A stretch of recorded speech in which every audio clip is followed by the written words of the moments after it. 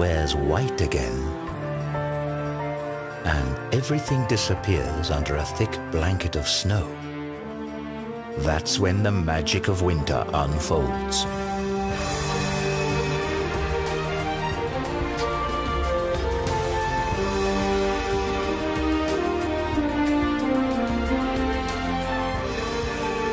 As in every year, nature shows us a world of wonders.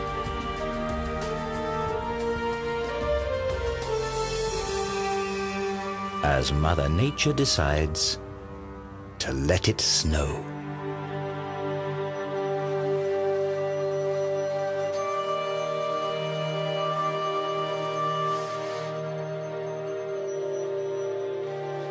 Snow crystals are natural works of art, as fragile as they are ephemeral.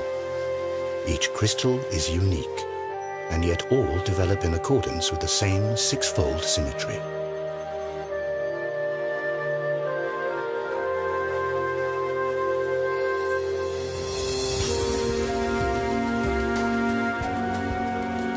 However small the individual crystals are, their united force is a natural phenomenon that determines the course of life during the cold season.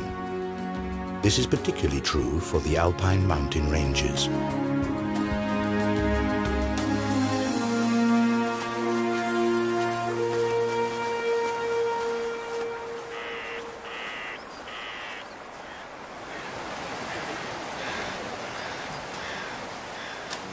It's December, and about time to look for a proper Christmas tree.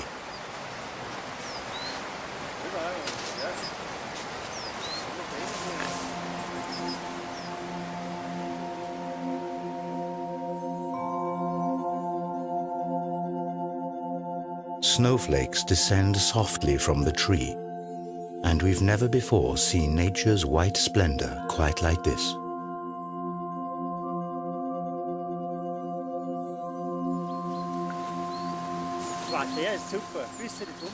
This tree is exactly right. It's the perfect choice.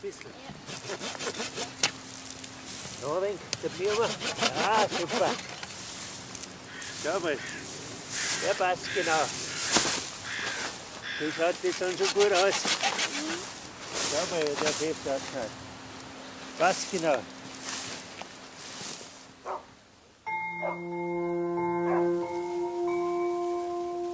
The landscape is deeply covered in snow, and here, in the Austrian mountains, it looks as though it's going to be a white Christmas again.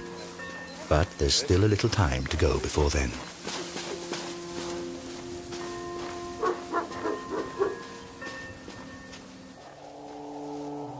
The wild animals sense that the weather is about to change.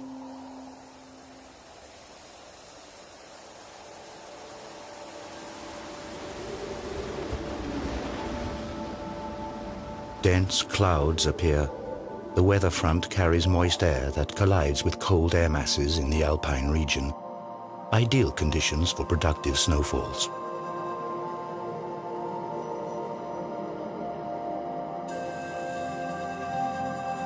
When it is barely below freezing, the first snow crystals begin to form inside the clouds.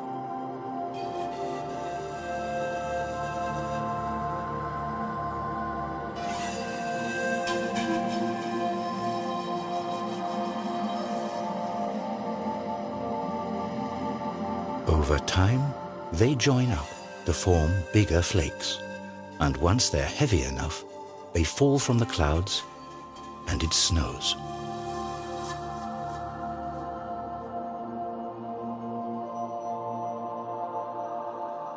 Each of Mother Hulda's works of art is unique. No two snowflakes are exactly alike. Unlike raindrops or hailstones, snowflakes fall gently from the sky.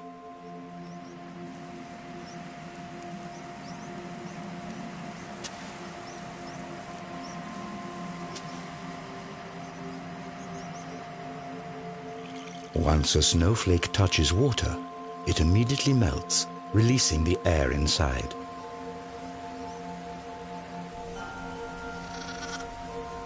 This creates a high-pitched sound that is unique to each flake and inaudible to the human ear without the assistance of technology.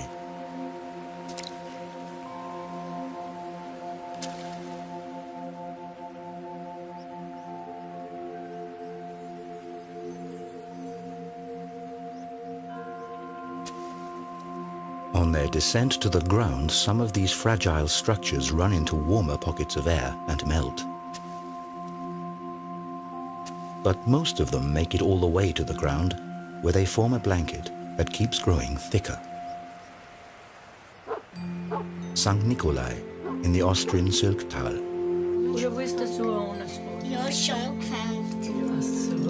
Here, as in many valleys of the Alps, time-honored Christmas traditions are kept alive.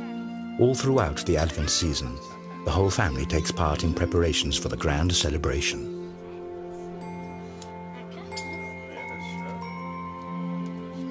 Stars are made from straw, both for the Christmas tree and to decorate the windows.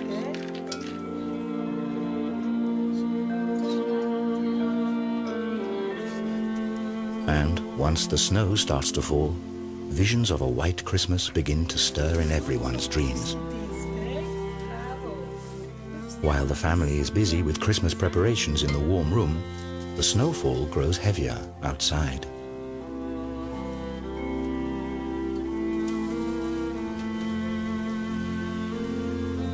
Not many dare to venture out the next morning.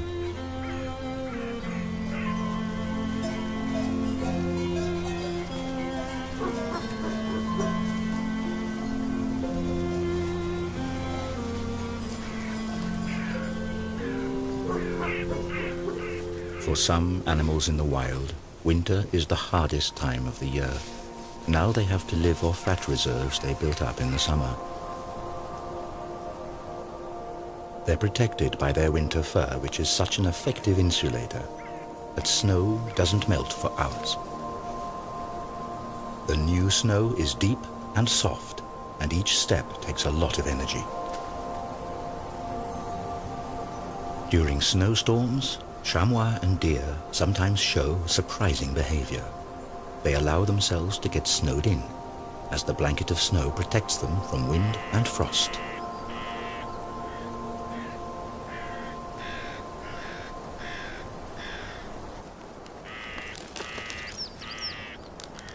Other animals successfully use this trick too.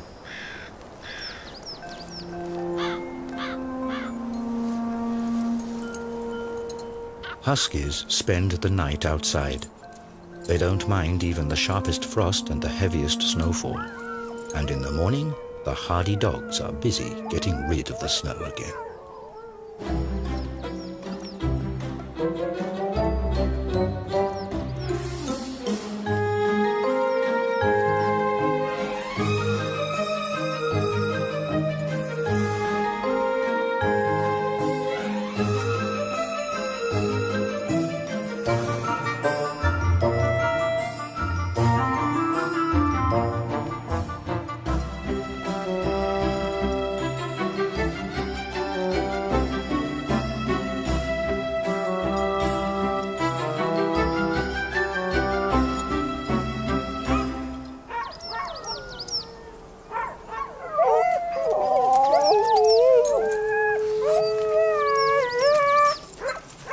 The animals are restless. They can hardly wait to get going.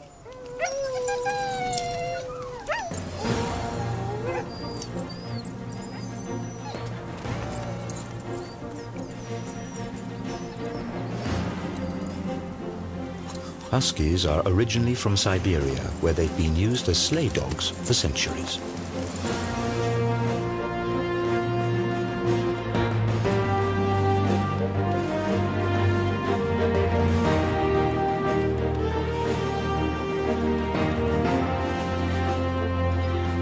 Huskies are perfectly adjusted to snow. Their paws are padded, and hair between their toes ensures a safe tread.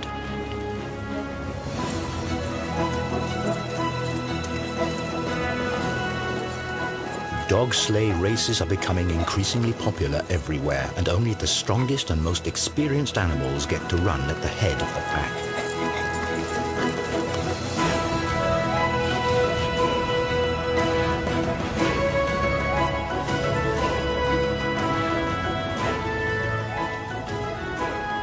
Huskies are totally in their element in the snow.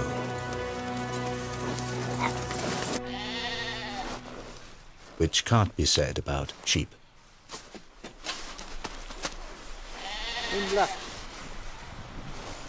If a herd is surprised by a snowstorm, it usually means heavy shoveling for the shepherds.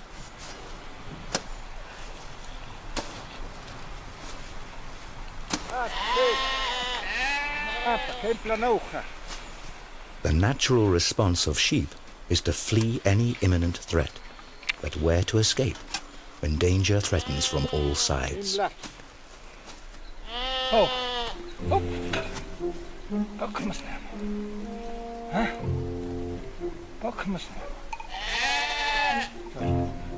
The sheep are noticeably confused.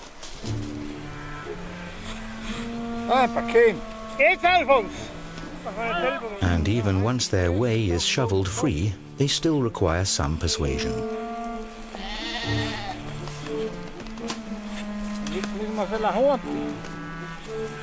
Without help, they would freeze to death, as in September 2007 when hundreds of sheep perished in the Austrian Alps.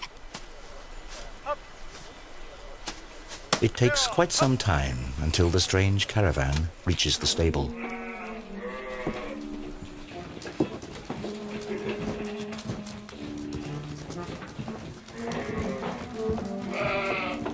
Not only is it warm and dry here, but there's plenty also for the sheep to eat. In sharp contrast to the conditions faced by wild animals outside.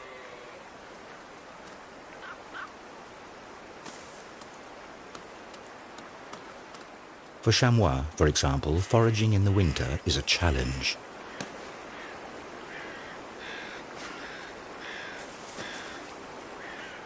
When deep snow covers the plants on the ground, the animals must stretch for the young conifer shoots. In times of dearth, they even nibble the meager lichens off the tree bark.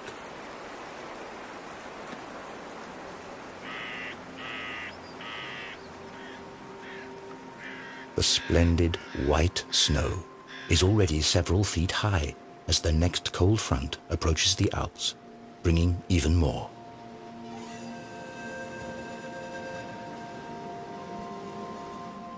The downside of a picturesque winter's tale is its icy cold and heavy snowstorms.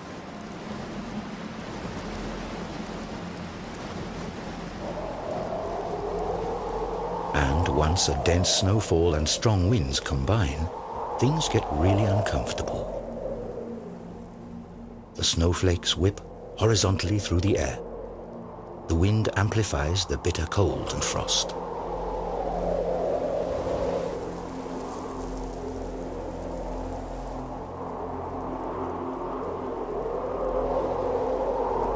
Animals in the wild suffer the most under such extreme weather conditions. Many of them must look for cover now.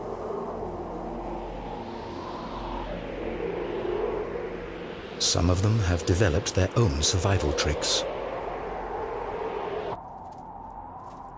The snow vole, for example, lives in caves underneath the snow where the temperature never drops below freezing.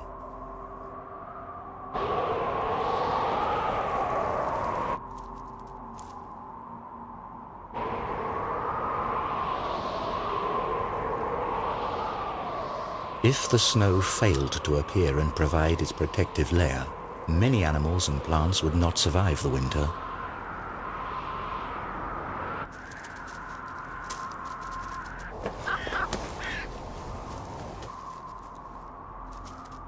While the snow vole is secure in its warm cave, the chamois are climbing up the mountains in search of food.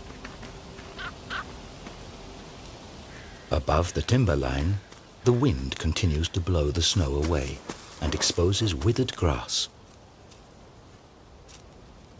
But these frozen tufts are merely signs for the chamois. They scratch right next to them for grass that didn't freeze under the snow, thus remaining edible.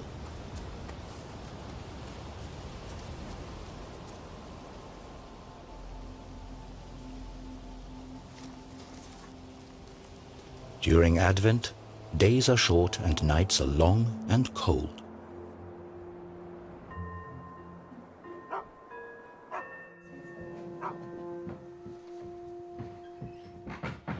Inside the houses, though, it's warm, and the smell of biscuits, the long-awaited harbinger of the upcoming Christmas celebration, lingers everywhere. Many old customs and traditions brighten up this time of eager anticipation.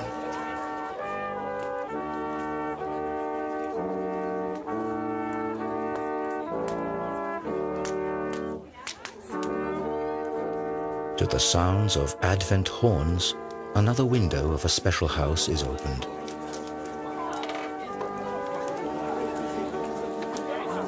It's an oversized Advent calendar, and next to it, hot sweet chestnuts and open hearths provide warmth and a sense of belonging and well-being.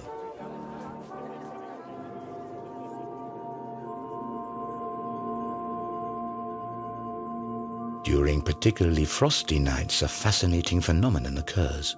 The moisture in the air freezes and turns into hoarfrost.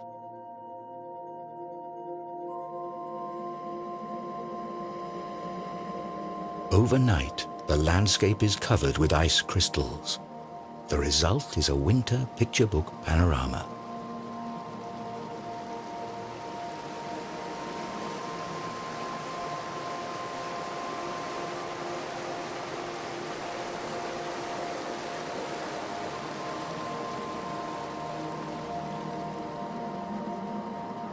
Sun and hoarfrost frequently go hand in hand, as cloudless winter weather is especially cold. However, hoarfrost doesn't only accumulate on boughs and branches, but also on the blanket of snow.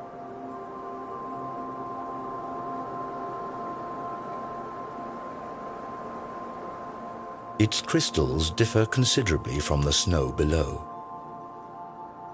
Hoarfrost is created at about -8 degrees Celsius or lower, and the moisture in the air freezes directly on surfaces.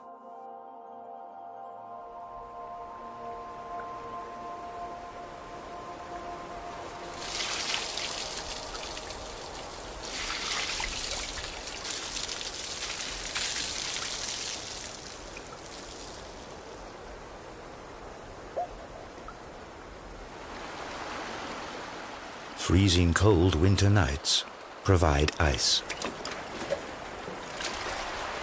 And the inhabitants of some alpine valleys take advantage of this. They still master the high art of ice cultivation.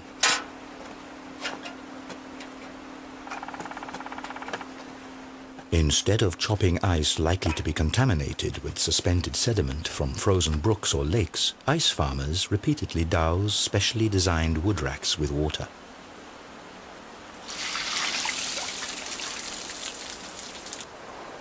Taps several feet long of particularly clean ice are grown here in the cold, while any sediment is washed away by the surplus water.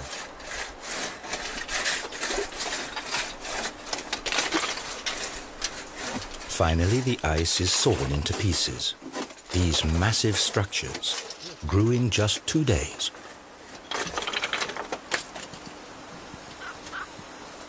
In order not to break up the highly sought-after ice scraps any further, they have to be carefully harvested and stowed.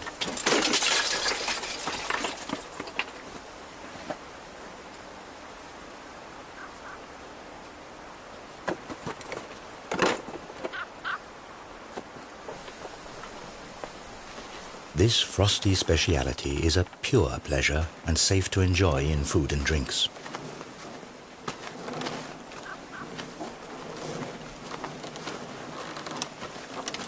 In former times, people were dependent on the cold of winter if they wanted to freeze water.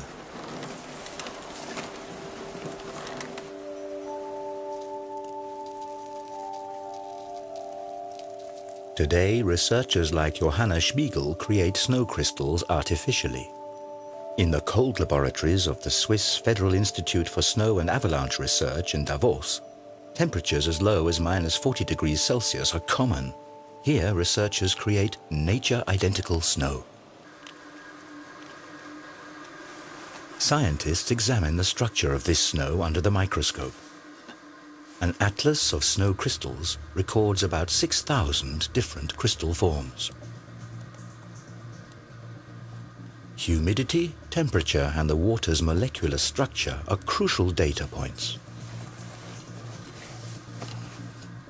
Electrostatic fields align the water molecules hexagonally, and this basic structure holds steady as the water slowly freezes and the snow crystal gradually grows until it's finished.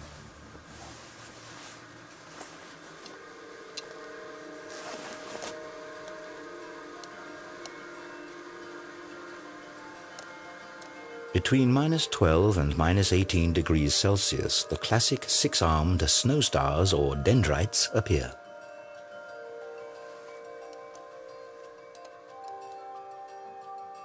It's the temperature that determines how finely branched they become. Freezing water gives off heat, which decreases at higher temperatures, and this in turn causes additional variations in structure, because a bigger surface facilitates the discharge of heat.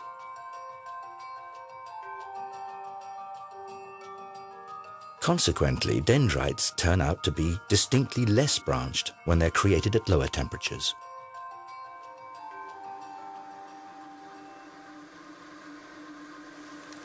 So, not all snow is alike, and at very low temperatures, snow crystals take on the form of little tiles, columns, and cylinders of ice.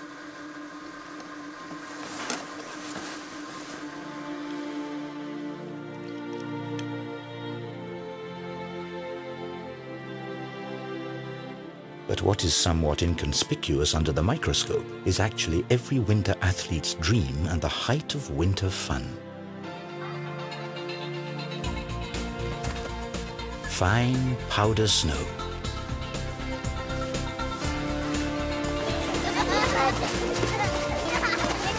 Children are particularly fond of this delightful variety of winter's produce.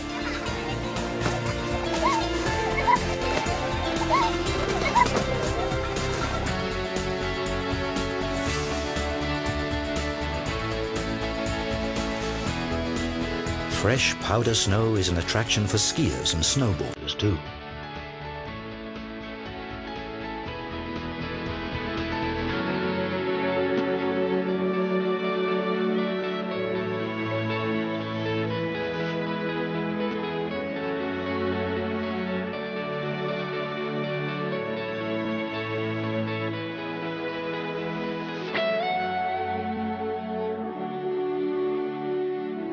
But sparkling white winter landscapes also serve another purpose. New snow reflects about 90% of sunlight. Thus, snow plays an important part in the global climate.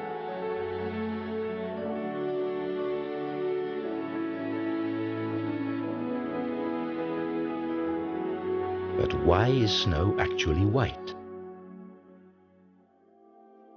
The ice of the snow crystals is colorless and transparent.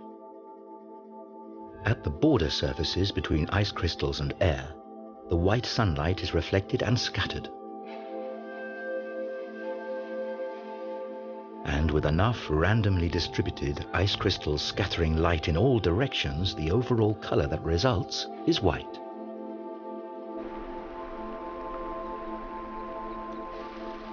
When snow covers the landscape, some animals prove to be particularly adaptable to the changed conditions.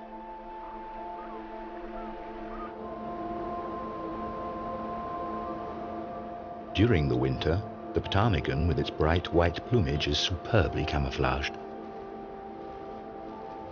It changes the colors of its feathers according to the season to deceive its enemies.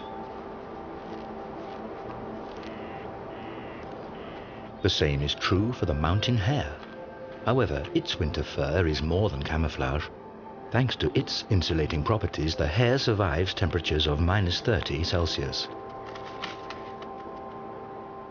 Not only in the Alps have the animals adapted themselves to winter.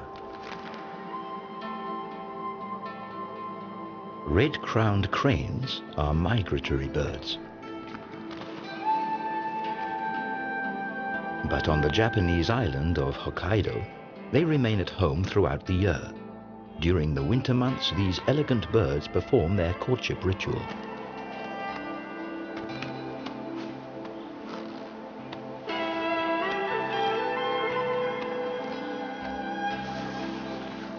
Hokkaido is also an El Dorado for winter athletes and snow researchers.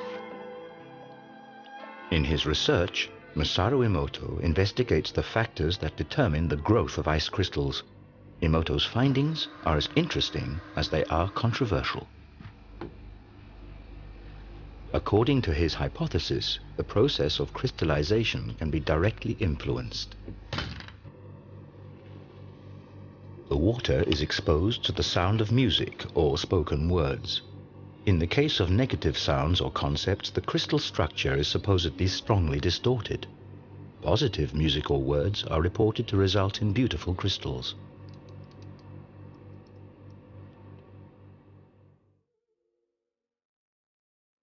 Classical opera seems to promote crystals of superb form.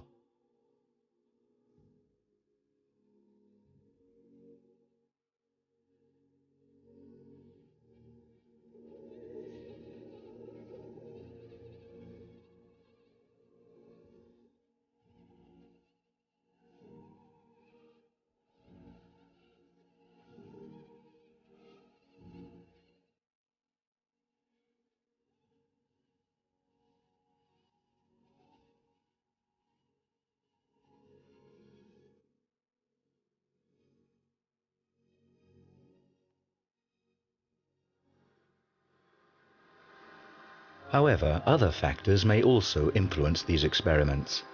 Ice crystals grow following a chaotic principle. Even the smallest influences change their shapes. Maybe it's simply the rhythmic sound waves of the angry music that disturb the development of their fragile structures.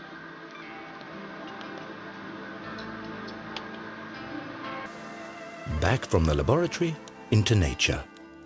To understand how snow crystals are created in natural surroundings, researchers have to get themselves to the center of the action.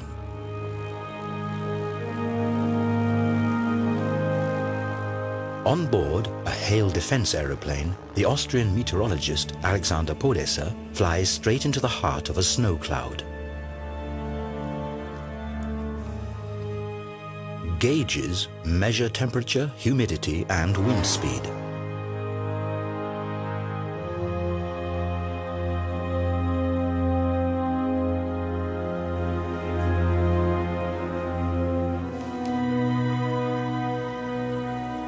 So-called condensation kernels serve as seeds around which droplets form out of the cloud's mist. Moisture accumulates around minute particles of dust and soot. Such particles also serve as freezing kernels for snow crystals. It's already cold enough in the clouds. The first crystals start to form.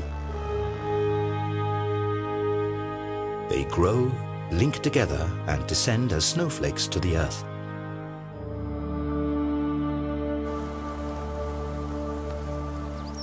Here, this white splendor arrives just in time for Christmas.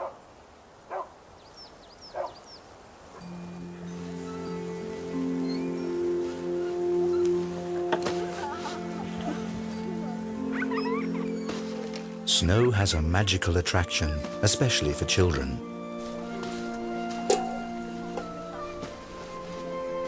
Now snowmen are in high season.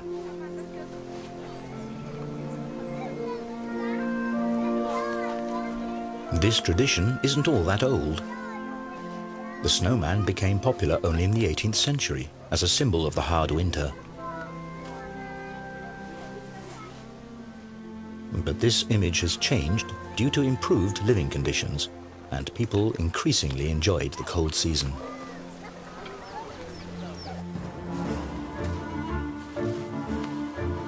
In the mountains, however, the snow can prove to be a danger for humans and animals alike.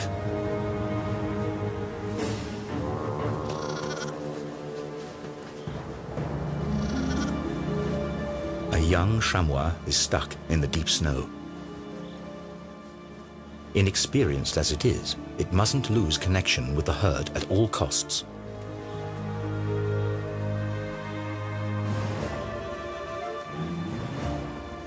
But the young animal sinks deep into the snow and falls further and further behind.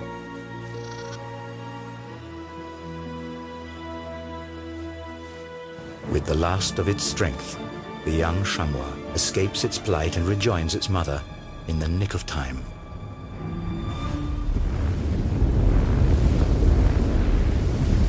A devastating avalanche thunders down into the valley.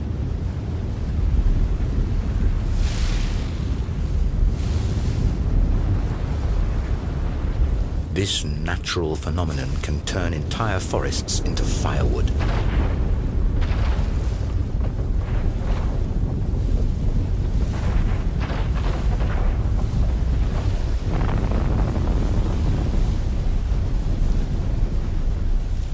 Avalanches are winter's greatest danger in the Alps.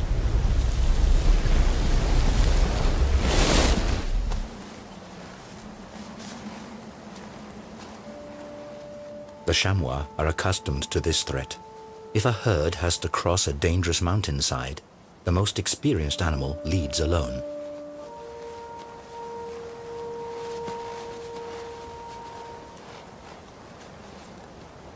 Carefully, the chamois explores the situation and looks for a safe passage.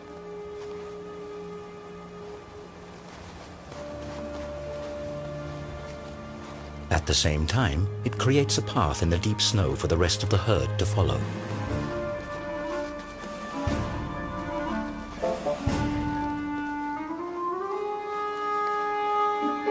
But the remaining animals proceed only after the leader has safely reached the other side.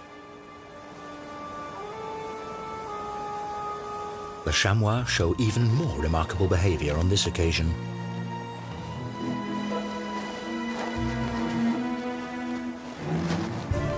The herd doesn't cross the hillside as one. Instead, the animals risk the dangerous passage one at a time.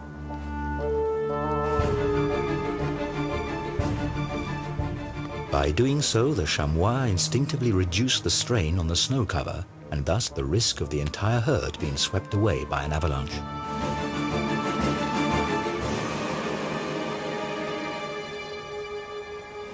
This danger is very real not only for the chamois.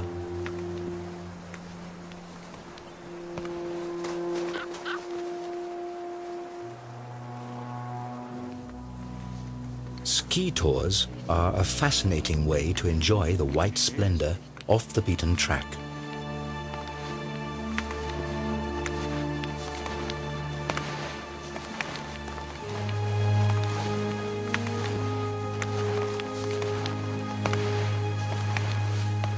Experienced skiers, however, always keep a careful eye on the snow underneath them.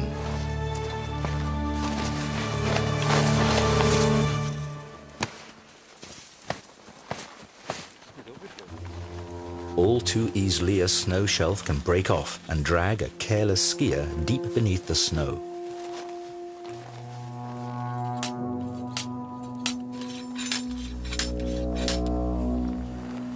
Wannengrat Mountain, near Davos.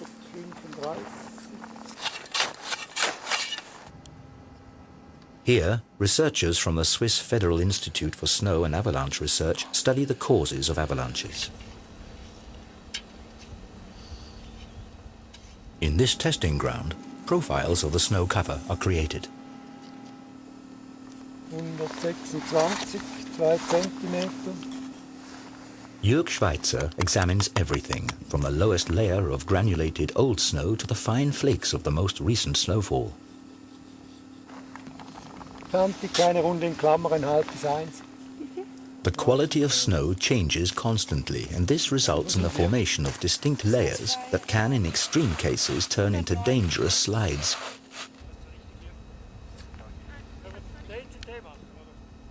The snow masses above these slippery layers can easily start moving.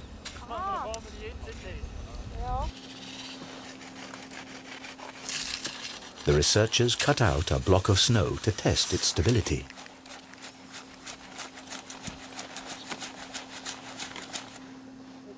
With this kind of testing, a little jump usually suffices. Probier nochmal. Where the snow shears, the border layer is analyzed in meticulous detail. Da unten. The data is sent to avalanche warning services. But today, nothing gets in the way of enjoying the deep powder snow.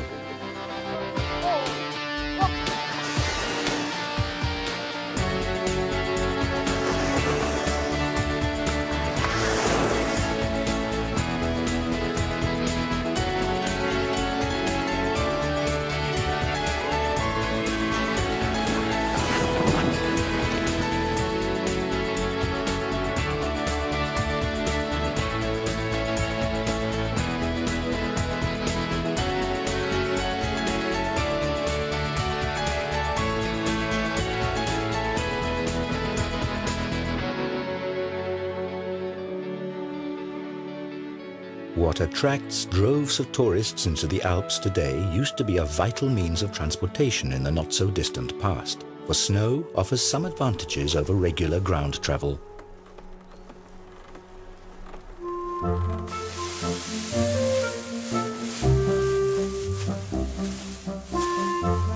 Last summer's hay is stored in small barns high up on the alpine pastures.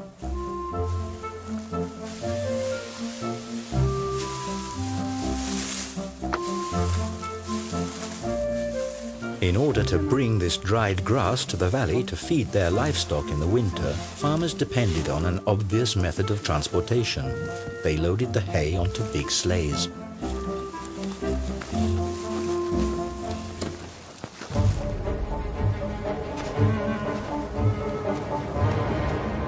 Occasionally, going down the mountains is risky even for the Alps' master climbers.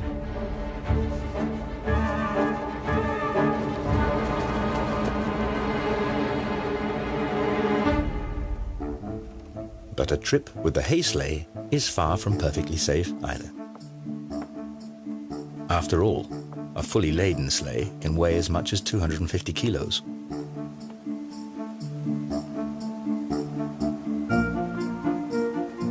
Across level stretches, they have to be towed to keep them from losing momentum.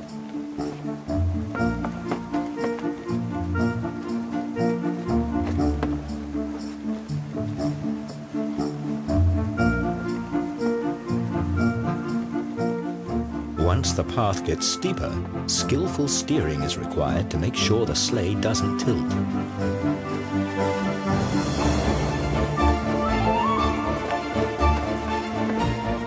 Few are masters of this art today.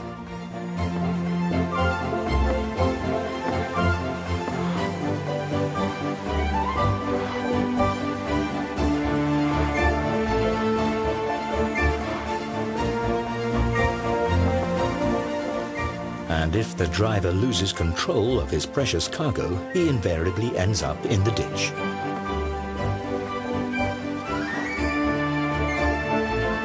This method of bringing in the hay requires careful attention and great skill, and in former times, serious accidents were common occurrences.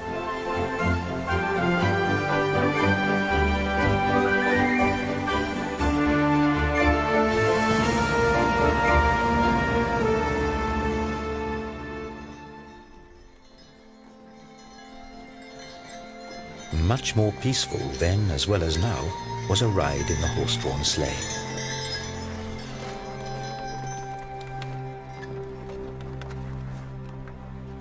In the evening twilight, when the snowy landscape gradually sinks into darkness, it is time for the coachman to light his lanterns.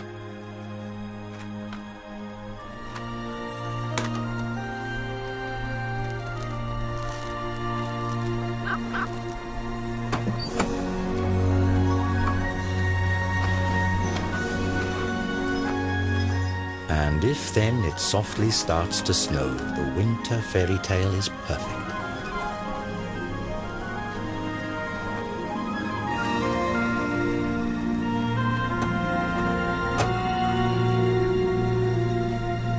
Fluffy snowflakes are dancing in the sky, just like in a movie scene.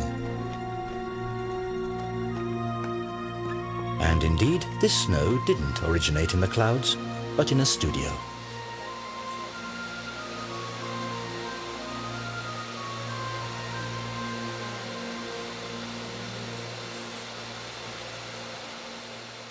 Here it is actually lava that is blown into the air, but creating snow at the push of a button is far from the real thing. Certainly nothing to compare to a genuine white Christmas.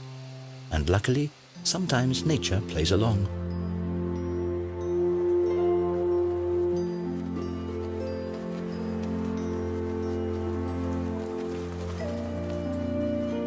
On Christmas Eve, a festive mood prevails in the tranquil village of St. Nikolai.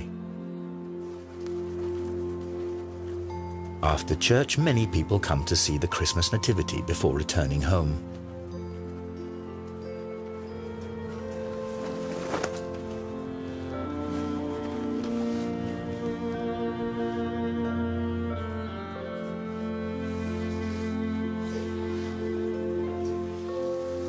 Candlelight and the scent of fir trees fill the room. The anticipation grows, and with it, the impatience. But finally, the big moment arrives.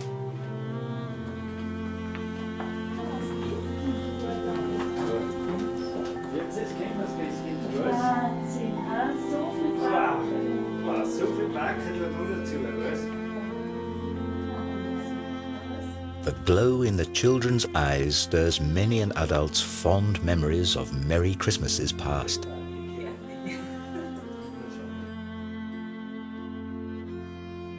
A Christmas Eve that could hardly be more perfect. Inside, everyone celebrates, while outside it snows.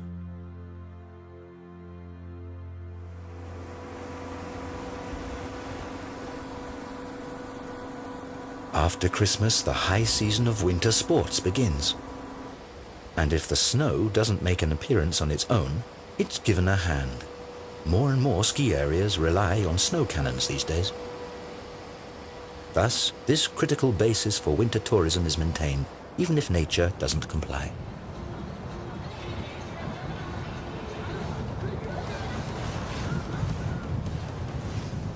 The average temperature of many alpine regions has risen noticeably over the last few decades.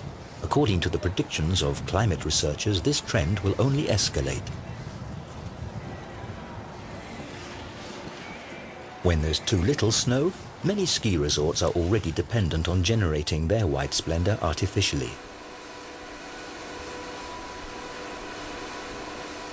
Propeller cannons are spraying finely atomized deep frozen water. But this method of producing snow is also controversial, as it requires a lot of energy and water. What's more, snow from these cannons is harder to ski on. Nature's original remains unequaled.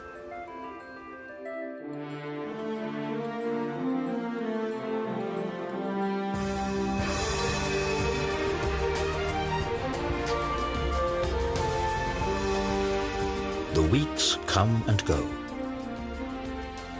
In the mountains, the magic of snow presents its majestic beauty deep into spring. Occasionally, however, the silence of nature is disturbed by strange sounds.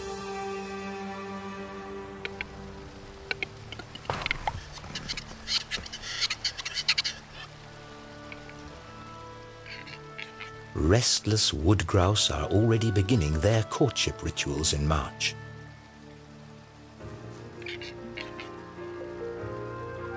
Their distinctive cries and splendid plumage are to attract females for the mating season soon at hand.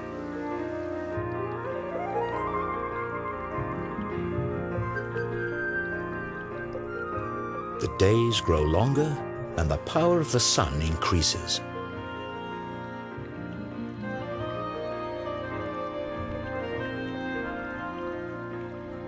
During the winter, snow and ice bound up large quantities of water that are now released in the warm spring air.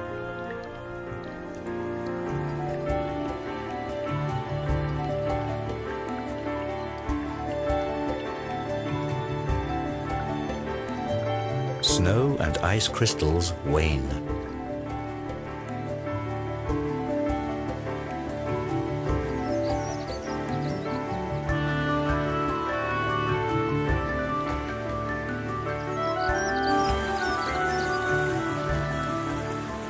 If the snow melts too quickly, a sudden deluge of water rushes down the mountains, potentially causing severe floods in the valleys.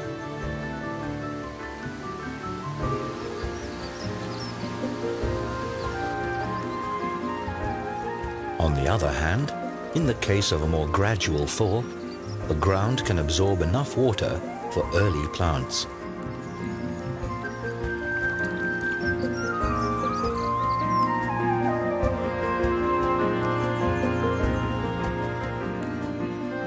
The snow vole is ready to venture outside again.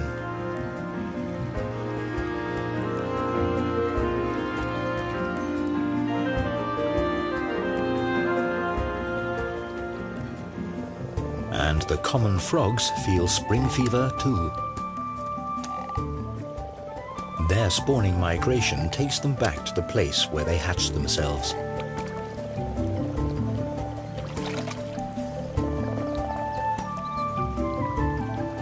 The shallow water fills with frogs and their spawn.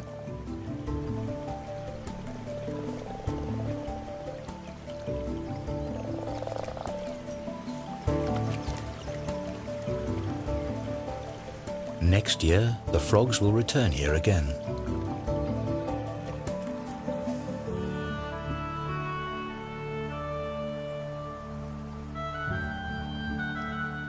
Often the snow on the summits of the Alps remains throughout the whole year. The glacial ice is essentially nothing but condensed snow.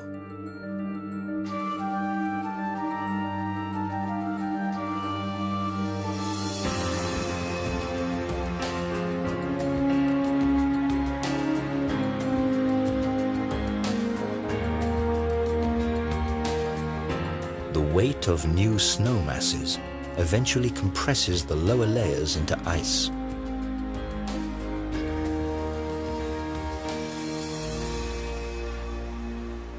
In the context of a broader climate change, this eternal ice may soon be a thing of the past. Due to global warming, the alpine glaciers are declining, like at the Rieserferner in the region of Südtirol.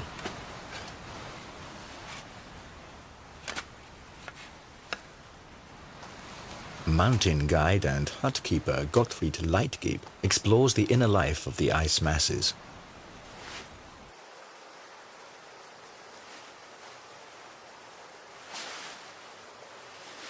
Leitgeb has a wealth of experience to draw upon. Ever since childhood, he studied the glaciers in this region and followed their development.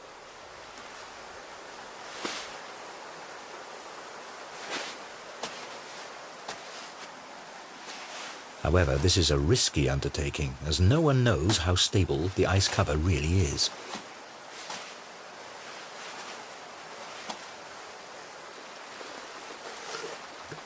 On the other hand, only a local inspection can deliver first-hand information about the glacier's condition and the possible effects of the current global warming.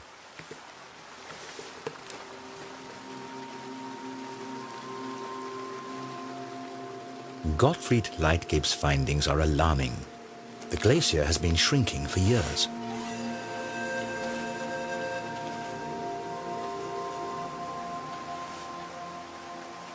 In the summer, the ice is already so thin that the sunlight illuminates the cave. The meltwater forms a little stream below the glacier and surfaces at its tongue.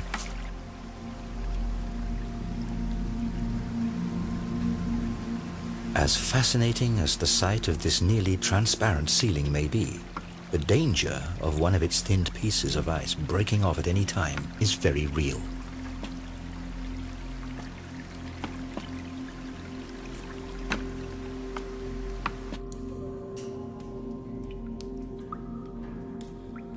Deeper in the mountains, conditions are quite different.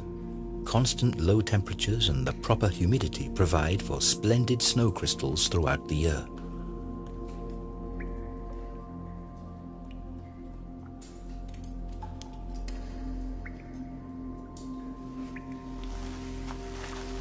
This cave is the natural counterpart to the cold laboratories of the snow researchers in Davos.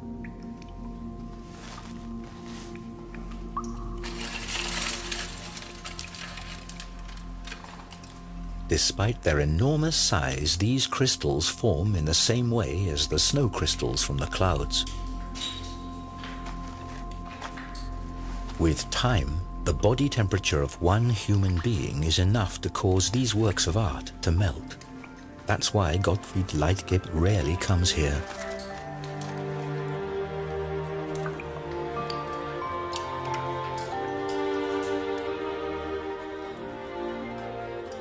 And we are also leaving this natural wonder.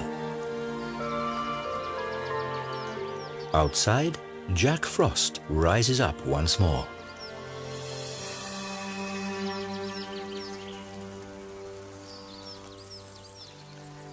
By the middle of May, the green mountain meadows set the stage for a final appearance of nature's white splendor.